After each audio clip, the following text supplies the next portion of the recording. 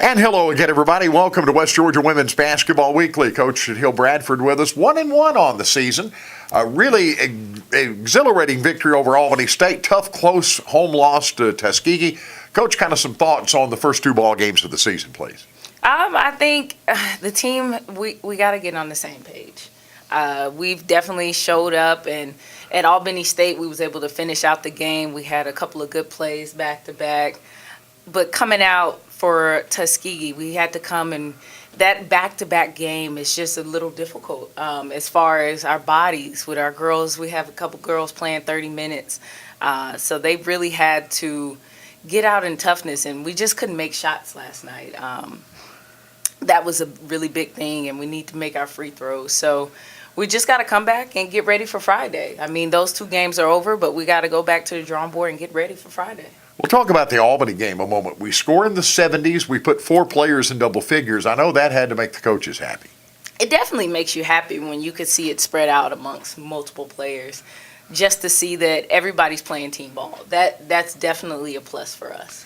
Well, on the other side, I don't know how we played. The coach can, of course, look at that, but we couldn't get shots to fall at all against Tuskegee. And even if you do A, B, and C right, if D is put the ball in the basket, it can be kind of frustrating, can't it? Yeah, it can definitely be frustrating. I think especially for us last night, just the gimmies. We couldn't get them.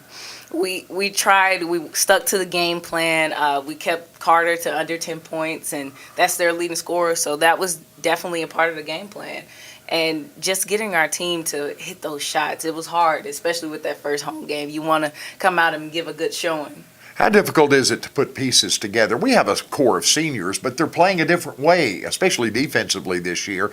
And you're trying to get new pieces to mix in. I know you've had them since September, but it's really hard to do unless you start playing games, isn't it? Yes, it's a different flow of action, especially when you're talking about game time. So just getting them all on the same page, I think everybody has definitely bought in, and knowing that we have the potential and it's in the room. So we just got to keep pushing and keep working.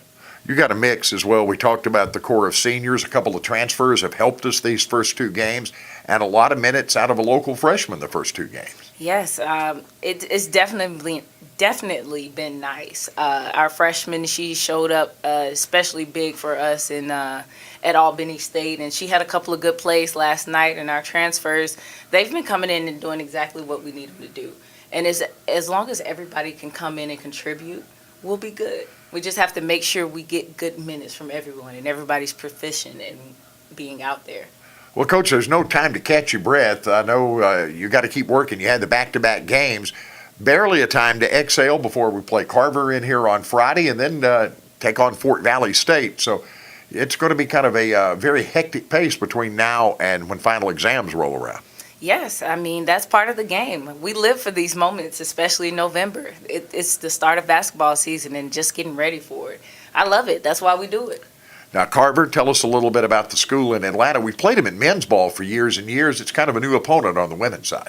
Yes, I haven't had an opportunity. They played about a night ago, so we've been kind of focused, so I haven't had an opportunity to see how they play, but they're definitely going to be an opponent. They're coming in on our home floor, and they know that, so they're going to be a challenge. We just have to make sure that we can hit some shots and finish out the game strong. And, of course, Fort Valley State, a great history in women's basketball under Coach Bartley all those years. And you know they're going to be talented. You came from the league that plays against them. I've never seen a Fort Valley team that didn't have good players. That's for sure. And they're normally athletic. And I'm sure she has new athletes coming in. It's her second year, so I know that she's going to come with some press. She's going to come with athleticism. So we have to be prepared for that, especially 4 games in 7 days. Our bodies are going to they're going to show. So we're going to have to come out and be ready to play. Fans, I hope you'll come out to the Coliseum on Friday when the Wolves take on the Cougars of Carver out of Atlanta. And then we go to Fort Valley. We'll be here with Coach Bradford all season long, talking about the progress of this West Georgia Wolves women's basketball team. And don't forget, conference play is right around the corner. We'll be going to Huntsville and then getting shorter in here not too long from right now. Coach Bradford, thanks for being with us today, and let's see if we can get a couple of W's here in the next week. That's the plan. Thanks so much. West Georgia Women's Basketball Weekly. We'll be here with you all through the season here. For Coach Bradford, Mitch Gray saying, go Wolves.